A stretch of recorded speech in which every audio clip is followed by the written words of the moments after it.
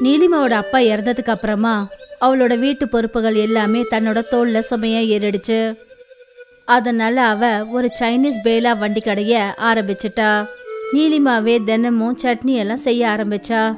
அப்புறம் நூடுல்ஸையும் அவ ஃப்ரை பண்ணுவா. சாயந்தரம் கரெக்டா 5 மணிக்கு அவ தன்னோட வண்டி கடையை ஓபன் பண்ணுவா. அக்கா எனக்கு ஒரு சைனீஸ் பேல் கொடுங்க.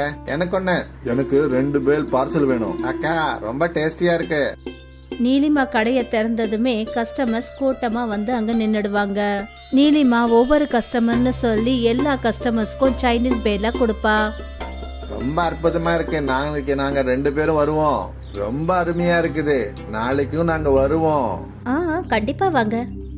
நீலிமாவோட ஹோம்மேட் சட்னி அப்புறம் நூடுல்ஸோட டேஸ்ட் மற்ற கடையை விட ரொம்ப தனித்துவமா இருந்தது. அப்புறம் அந்த ஒன்று தான் அவளுடைய கஸ்டமர்ஸ்க்கும் ரொம்ப பிடிச்சிருந்தது. சில மணி நேரத்திலேயே நீலிமா கொண்டு போன எல்லா பொருட்களும் அப்படியே தீர்ந்து போயிடும். அப்புறம் அவ தன்னோட வீட்டுக்கு திரும்பி வருவா. இந்தாங்கம்மா இன்னையோட வருமானம். வாவ், இன்னைக்கு நீ 600 ரூபாய் சம்பாதிச்சிருக்க. இன்னைக்கு சட்னியும் நூடுல்ஸும் அதிகமா செஞ்சேன். நல்லது, நாளைக்கும் இதே மாதிரி நிறைய செய்யு. சரிம்மா. நீலிமா எவ்வளவுதான் அதிகமான பொருள்களை செஞ்சாலும் அவ தன்னோட வண்டி கடையை போட்ட அடுத்த செகண்டே எல்லா பொருளும் உடனே வித்து போயிடும். ஒரு நாள் நீலிமா தன்னோட வீட்டுல உட்காந்து என்ன யோசிச்சுட்டு இருந்தானா, அதாவது அவ மேற்கொண்டு என்ன பண்ணணும்னு. அம்மா, எவ்வளவு சட்னி செஞ்சாலும் சரி, எவ்வளவு நூடுல்ஸ் ஃப்ரை பண்ணாலும் சரி, எல்லாமே தீந்து போயிடுது. இது நல்ல விஷயம் தானம்மா? அது உண்மைதான். ஆனா சில கஸ்டமர்ஸ் பாவம் ஒண்ணுமே இல்லைன்னு திரும்பி போயிடுறாங்க. அப்படித்தான் நடக்கும். அதுக்கு என்ன பண்ண முடியும்? என்கிட்ட ஒரு ஐடியா இருக்கு. அப்படியா? அது என்னது? அக்கா, நீங்க ரெடிமேட் நூடுல்ஸும் சட்னியையும் வாங்கி வச்சுக்கோங்க. நடுவுல அந்த சட்னியை உங்க சட்னியோட நீங்க மிக்ஸ் பண்ணிட்டீங்கன்னா யாருக்கும் எதுவும் தெரியாது. அது எப்படி தெரியாம போகும்? ஐயோ அம்மா, அக்கா செஞ்சு கொண்டு போற நூடுல்ஸ்ல ரெடிமேட் நூடுல்ஸும் இருந்துச்சுன்னா எது அக்காவோட நூடுல்ஸ் எது ரெடிமேட் நூடுல்ஸ்னு யாராலையும் என்ன சொல்ல முடியும்? அது விஷயம் நல்லதா இருக்கு. ஆனாலும் நான் அப்படி செய்ய மாட்டேன். நானே அதுக்கு நிறைய நூடுல்ஸ் செய்யறேன். இதுதான் சரி நீலிமா. மறுநாள்ல இருந்து நீலிமா முன்ன விட டபுள் மடங்கு ஷேஷ்வான் சட்னி செஞ்சா. அப்புறம் முன்ன விட டபுள் மடங்கு நூடுல்ஸை ஃப்ரை பண்ணா. இப்ப எல்லாருக்கும் கிடைக்கும்னு நம்புறேன். எல்லா பொருட்களையும் எடுத்துக்கிட்டு நீலிமா தன்னோட வண்டி கடைக்கு போனா. அப்புறம் இந்த சமயம் நீலிமாவோட கடைக்கு ஒரு ஃபேமஸ் ஃபுட் பிளாகர் வந்தாரு. நாங்க வந்தது அக்காவோட சைனீஸ் பேல சாப்பிடறதுக்கு. ரொம்ப டேஸ்டியா இருக்குதுன்னு கேள்விப்பட்டோம். சாப்பிட்டு தான் பார்க்கலாமே. வாவ், இது உண்மையிலேயே அற்புதமா இருக்கு. நீங்க எல்லாரும் நீலிமா அக்காவோட சைனீஸ் பேல டேஸ்ட் பண்ணியே ஆகணும். இந்த ஃபுட் பிளாகரோட வீடியோ வைரல் ஆயிடுச்சு. அப்புறம் இந்த வீடியோ பாக்குறவங்க எல்லாரும் நீலிமாவோட கடைக்கு வந்துருவாங்க. இப்ப நீலிமாவுக்கு மறுபடியும் நூடுல்ஸும் அப்புறம் சட்னியும் பத்தாம போயிடுச்சு. ஒரு சைனீஸ் பேல் கொடுங்கக்கா. அண்ணே, எல்லாமே முடிஞ்சு போச்சு. நீங்க நாளைக்கு வாங்கண்ணே. நீலிமாவுக்கு கஸ்டமரை வெறும் கையோட திருப்பி அனுப்புறது கொஞ்சம் கூட பிடிக்கவே இல்ல.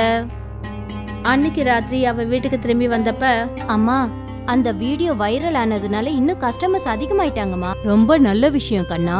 அது இருக்கட்டும், ஆனா இன்னைக்கு எல்லாமே முடிஞ்சு போச்சுமா. கஸ்டமர்ஸ வெறும் கையோட திருப்பி அனுப்புறது கஷ்டமா இருக்கு.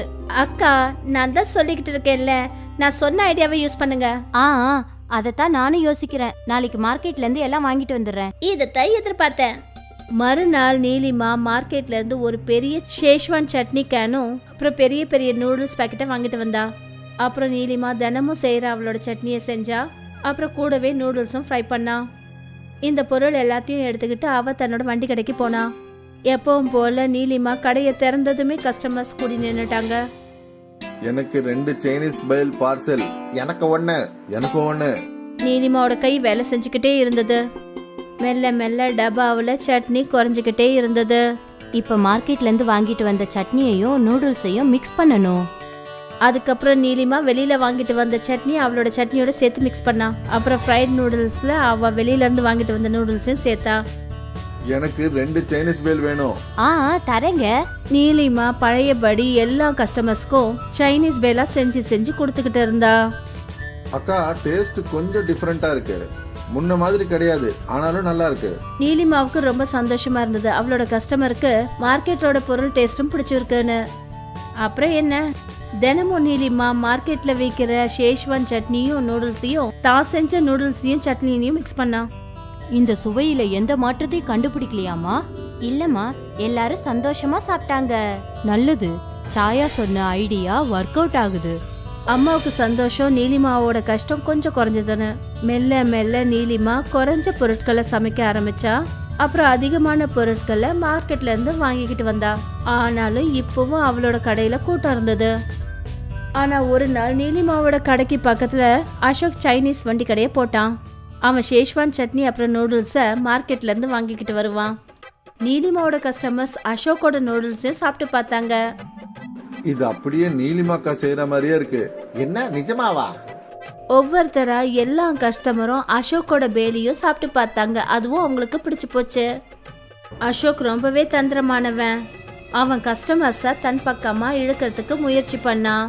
அதனால அவன் சைனீஸ் பேலோட விலையை 10 ரூபாயில இருந்து குறைச்சி 8 ரூபாவா ஆக்கிட்டான்.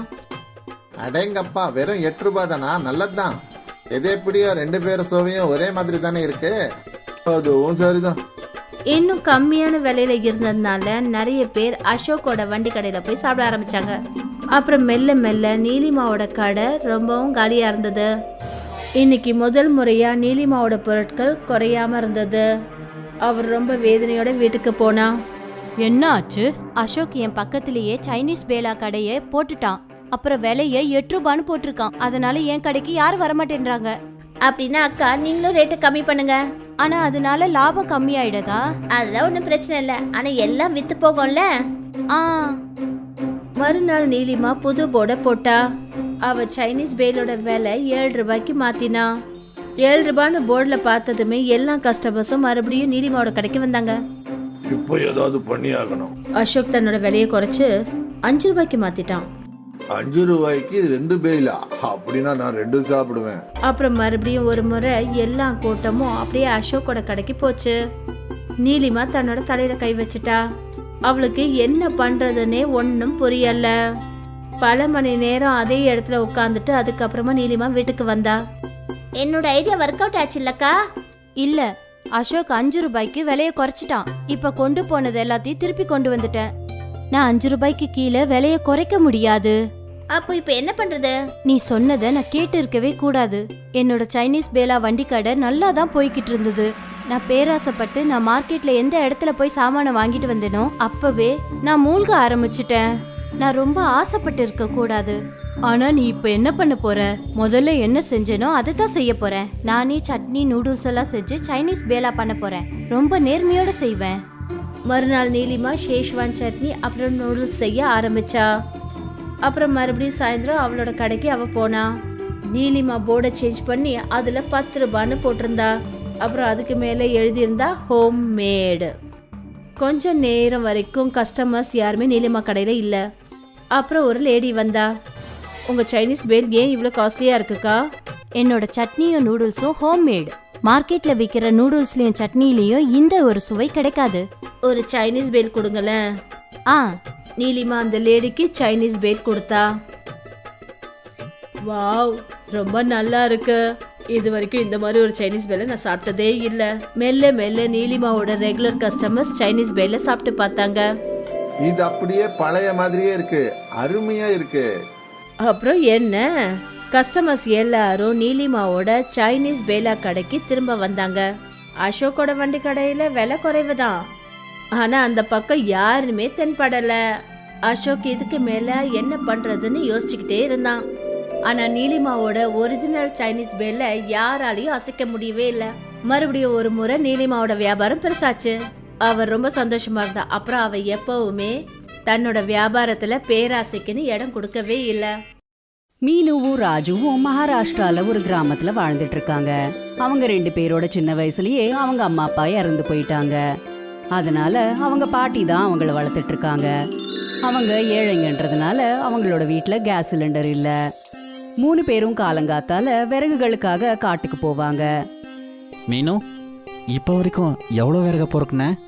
எனக்கு 15 விறகு கட்ட கிடைச்சிருக்கு. ஆனா உனக்கு 10 தான் கிடைச்சிருக்கு. பாட்டி, இவ பொய் சொல்றான். இப்போ வரைக்கும் 10 தான் பொறுக்குனா.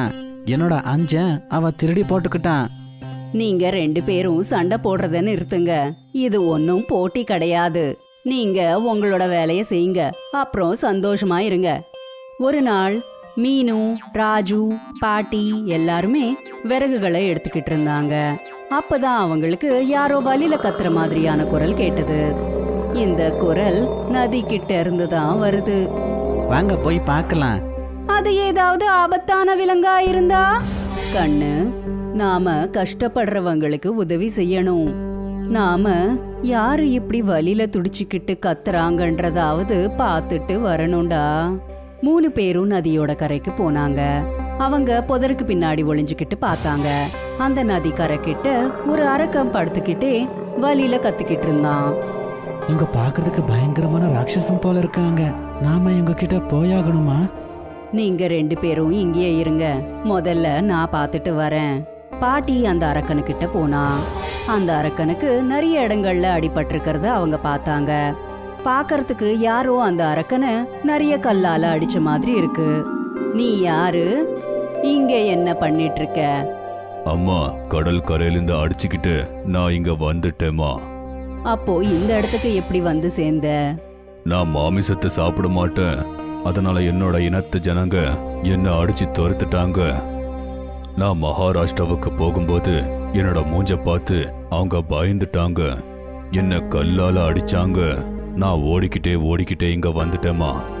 ராஜு, மீனு, புதருக்கு பின்னாடில இருந்து வாங்க. இவன் கெட்ட அரக்கன் இல்ல. ராஜு, மீனு அப்புறம் பாட்டி அரக்கனோட காயங்களை சுத்தம் செஞ்சாங்க. அப்புறம் சாப்பிட்றதுக்கு பழங்களை கொடுத்தாங்க. இந்த பழத்தை இந்த காட்டுல இருந்து தான் பறிச்சோம்.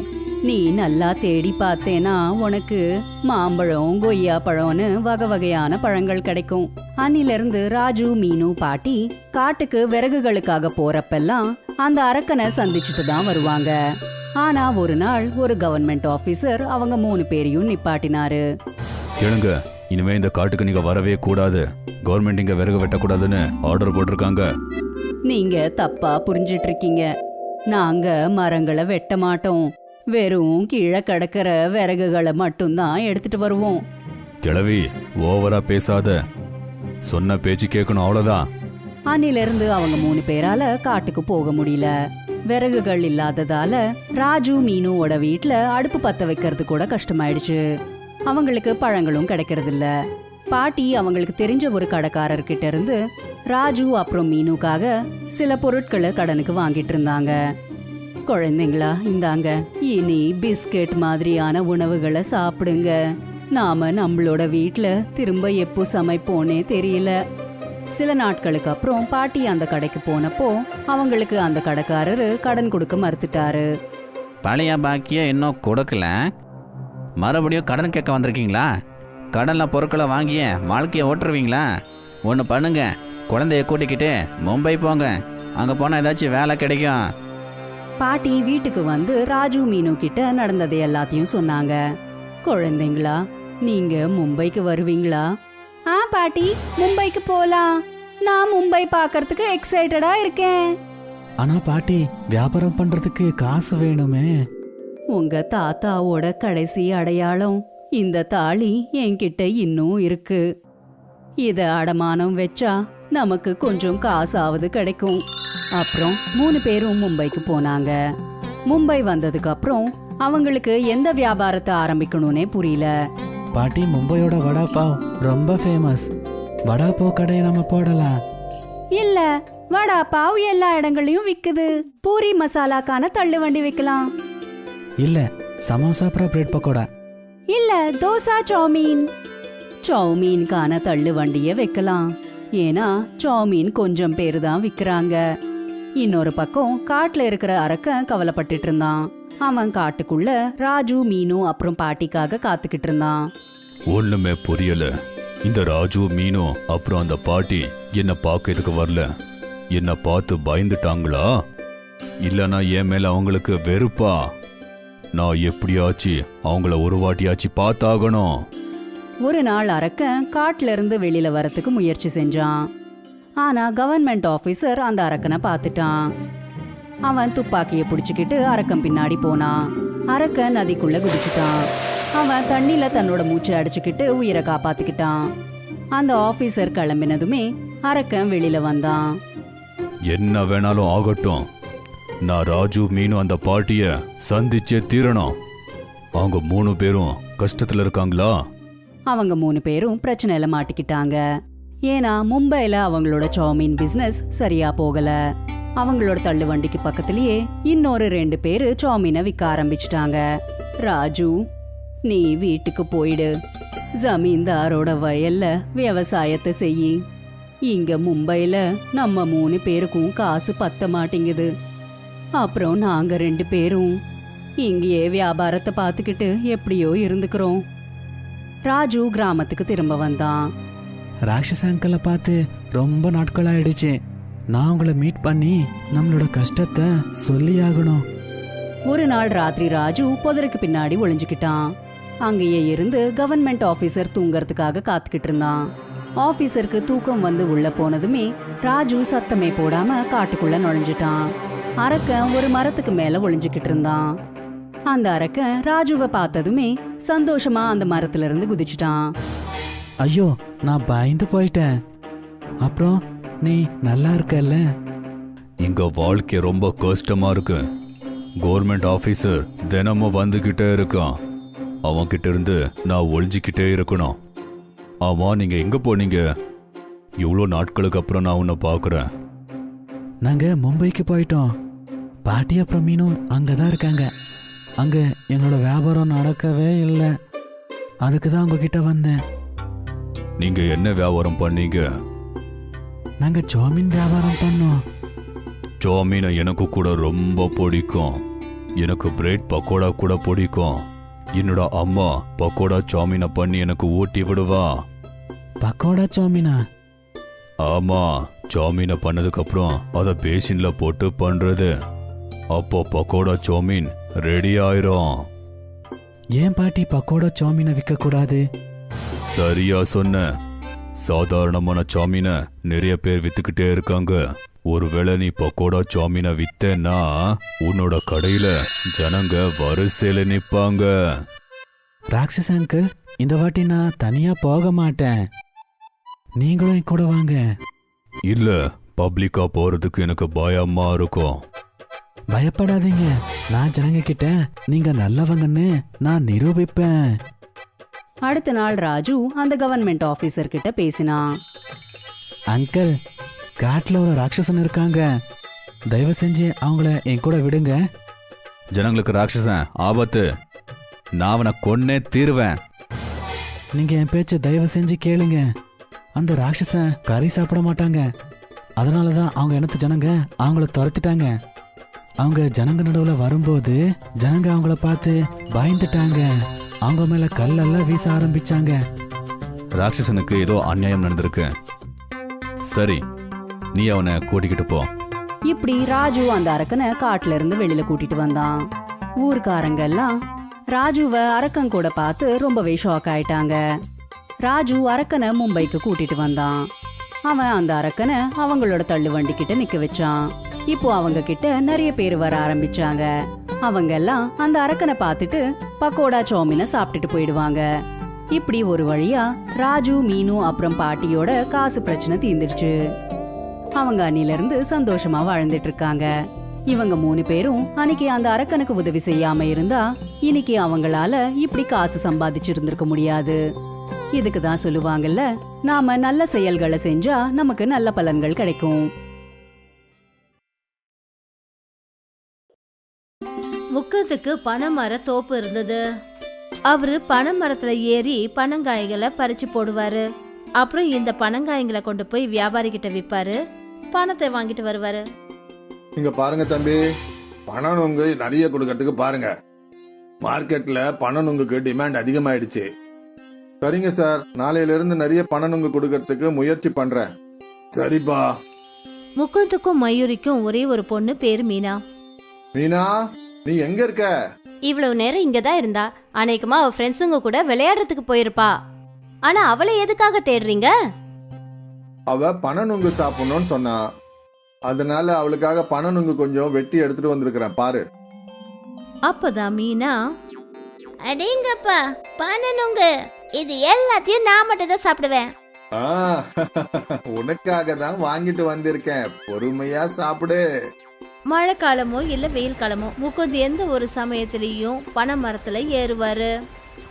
ஒரு நாள் என்ன ஆச்சுன்னா 2 நாளா இந்த மழை நிக்கிற மாதிரியே தெரியல. கடவுளே, இந்த மழை கொஞ்சம் சீக்கிரமா நிக்கணும். நீங்க மரத்துல ஏறும்போது ஜாக்கிரதையா ஏறுங்க.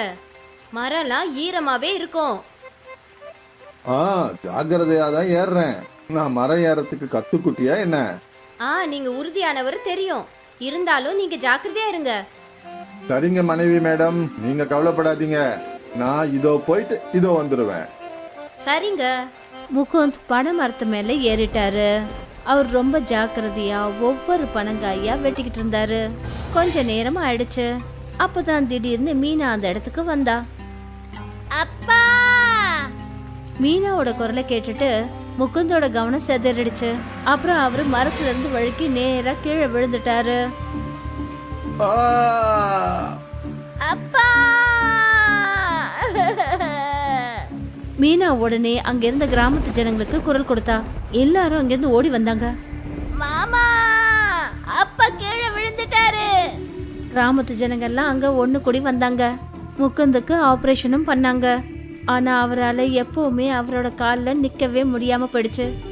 இப்ப என்ன பண்றது?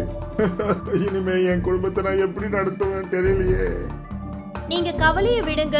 நிச்சயமா ஏதாவது பண்ணிக்கலாம். அந்த கடவுள் நமக்கு கஷ்டத்தை கொடுத்திருக்காருன்னா நிச்சயமா ஒரு நல்ல வழியையும் காட்டுவாரு. ஆனா எப்படி? நான் இப்ப ஊனமாயிட்டனே. இதுக்கு பதிலா அந்த கடவுள் என்ன கொன்னே இருக்கலாமே. அந்த மாதிரி எல்லாம் சொல்லாதீங்க. நீங்க தான் எங்களோட வாழ்க்கையே. முகுந்தும் மயூரியும் ரொம்ப வேதனையில இருந்தாங்க. இனிமே அவங்களோட எதிர்காலம் எப்படி இருக்குமோன்னு நினைச்சாங்க. கொஞ்ச நாளைக்கு அப்புறம் முகுந்த வீட்டுக்கு கூட்டிட்டு வந்தாங்க. முகுந்தும் மயூரியும் சேர்த்து வச்ச பணம் எல்லாமே முகுந்தோட ட்ரீட்மெண்ட்டுக்கே செலவாயிடுச்சு. நான் போய் எங்கேயாவது வேலை தேடுறேன். நீ வேலைக்கு போறியா? அப்ப வீட்டு வேலை எல்லாம் தனியா எப்படி பாத்துக்குவ? நான் ஏதாவது செய்யறேங்க. நிச்சயமா ஏதாவது ஒரு வேலை இருக்கும். இந்த நிலைமையில கூட என்னால செய்ய முடியும். இல்ல நீங்க ஓய்வெடுங்க. இல்ல மயூரி, நான் உனக்கு என்னைக்கும் சுமையா இருக்க மாட்டேன். இந்த நிலைமையில உங்களால என்ன செய்ய முடியும்? நிச்சயமா ஏதாவது இருக்கும். மறுநாள்ல இருந்து மயூரி வேலை தேடி அலைய ஆரம்பிச்சா. அவ நிறைய கடைகள் அப்புறம் கம்பெனி எல்லாம் ஏறி இறங்கிட்டா. ஆனா அவளுக்கு எங்கேயுமே ஒரு வேலை கூட கிடைக்கல. எனக்கு எந்த ஒரு வேலையும் கிடைக்கலங்க. பேசாம ஏதாவது தொழில் செய்யலான்னு யோசிக்கிறேன். ஆனா என்ன தொழிலு? நான் உனக்கு ஏதாவது உதவி பண்ண முடியுமா? இன்னைக்கு நான் மார்க்கெட்ல பக்கோடா கடைங்களை பார்த்தேன். ரொம்ப கூட்டம் இருக்கு. நானும் நல்லா பக்கோடா செய்வேங்க.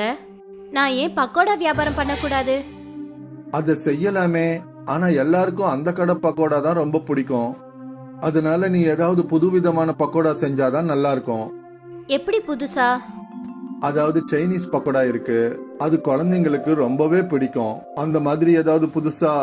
அந்த மாதிரி ஏதாவதுனா? மீனா, நீ சொல்லு. உனக்கு சாப்பிடறதுக்கு என்னெல்லாம் பிடிக்கும்?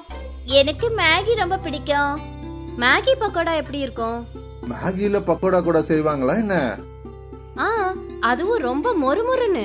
போ மீனா, ஓடி போய் ஒரு மேகி பாக்கெட் வாங்கிட்டு வா. மீனா மேகி வாங்கறதுக்காக போயிட்டா. கொஞ்ச நேரத்துக்கு அப்புறமா 2 மேகி பாக்கெட் வாங்கிட்டு வந்தா. மீனா மேகிய வேக வச்சா. அப்புறம் அதை அவ காய வச்சு அதுல கொஞ்சம் அவ மசாலாவை சேர்த்து கடாயில மேகி பக்கோடாவை பொரிக்க ஆரம்பிச்சா.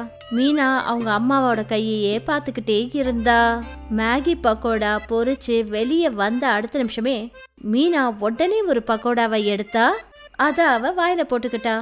ஏ சூடா இருக்கு. ரொம்ப சுவையா இருக்குமா. வாவ்! மீனா ஒரு பக்கோடாவை கொண்டு வந்து அவங்க அப்பா கிட்டயும் கொடுத்தா. இது உண்மையிலேயே ரொம்ப டேஸ்டியா இருக்கு. நான் தான் சொன்னேன்ல, இது ரொம்ப சுவையா இருக்கும்னு. இந்த மேகி பக்கோடா மார்க்கெட்ல விக்கும்ல? நிச்சயமா. இது நெருப்ப போல பரவும். இத கேட்டுட்டு மயூரி சந்தோஷப்பட்டா. கொஞ்ச நாளைக்கு அப்புறம் மயூரியும் முகுந்தும் சேர்ந்து மார்க்கெட்ல மேகி பக்கோடா ஸ்டால போட்டாங்க. இது என்ன ஆண்டி? மேகி பக்கோடா? மேகில பக்கோடாவா? ஆமா. எனக்கு ஒரு பிளேட் கொடுங்க. இந்தாடா கண்ணு. மயூரி அந்த பொண்ணுக்கு மேகி பக்கோடா கொடுத்தா. வாவ், எவ்வளவு டேஸ்டியா இருக்கு. இது வரைக்கும் இப்படி ஒரு பக்கோடாவை நான் சாப்பிட்டதே இல்ல. அந்த பொண்ணை பார்த்துட்டு இன்னும் நிறைய பேர் மயூரியோட மேகி பக்கோடாவை சாப்பிட்டாங்க. ஆண்டி, இது ரொம்ப சூப்பரா இருக்கு. முகுந்த் மயூரிக்கு மேகி பக்கோடா பொரிக்கிறதுல உதவி செஞ்சாரு. அவரு பாவம் ஊனமா இருந்தாரு. முதல் நாளே மயூரிக்கும் முகுந்துக்கும் நல்ல வருமானம் வர ஆரம்பிச்சிடுச்சு. அவங்க ரொம்ப சந்தோஷத்தோட வீட்டுக்கு திரும்பி வந்தாங்க. நான் நினைக்கவே இல்ல நமக்கு இப்படி ஒரு நல்ல வருமானம் வரும்னு. இந்த கஷ்டத்திலயும் நமக்கு கிடைச்ச ஒரே சந்தோஷம் இதுதான். அப்பா நீங்க கவலையே படாதீங்க, நம்மளோட எல்லா கஷ்டமும் சீக்கிரமா போயிடும், நீங்களும் சரியாயிடுவீங்க. அவங்களோட மொத்த குடும்பத்துக்கும் ஒரு நம்பிக்கையான பிடிப்பு ஏற்பட்டது. எல்லாரும் சேர்ந்து உழைச்சி ரொம்ப முயற்சி பண்ணாங்க. அவங்களோட மேகி பக்கோடா வியாபாரமும் நல்லபடியா போயிட்டு இருந்தது. கஸ்டமர்ஸ் எல்லாம் கூட்டமா வர ஆரம்பிச்சாங்க. அப்புறம் கூடவே அவங்களோட வருமானமும் அதிகமா வர ஆரம்பிச்சது. அவங்களோட மேகி பக்கோடா சீக்கிரத்துல ஃபேமஸ் ஆயிடுச்சு. அவங்களோட வருமானமும் பெருக ஆரம்பிச்சதுனால முகுந்துக்கு ஒரு நல்ல ட்ரீட்மெண்ட் ஆரம்பிச்சிடுச்சு. இந்த ட்ரீட்மெண்ட் மூலியமா முகுந்த் சார் நீங்க நடப்பீங்கன்ற நம்பிக்கை எனக்கு இருக்கு. கொஞ்சம் செட் ஆஃப் சர்ஜரி பண்ண வேண்டியது இருக்கும், ஏன்னா இந்த ட்ரீட்மெண்ட்டுக்கு உங்க பாடி நல்ல விதமா ரெஸ்பான்ஸ் பண்ணுது. இந்த விஷயமும் மொத்த குடும்பத்துக்கும் ஒரு நல்ல விஷயமா இருந்தது. 6 மாசத்துக்கு அப்புறமா இன்னைக்கு மயூரி மேகி பக்கோடாக்கு பெரிய கடை ஓபன் பண்ணா. அப்புறம் இந்த சந்தோஷத்தை விட பெரிய சந்தோஷம் முகுந்த் கொடுத்தாரு. அவரு இன்னைக்கு கொஞ்ச நேரத்துக்கு கொஞ்சம் தடுமாறி எழுந்து நின்னாரு. இதுல இருந்து என்ன தெரியுதுன்னா, இன்னும் கூடிய சீக்கிரத்துல தன்னோட காலில் எழுந்து நிப்பாருன்னு தோணுது. அப்புறம் இதெல்லாம் அவங்களுடைய மேகி பக்கோடாவோட அற்புதத்தால நடந்தது. இதுக்கு அப்புறமாவும் இந்த மேகி பக்கோடா தூள் கலப்புங்க.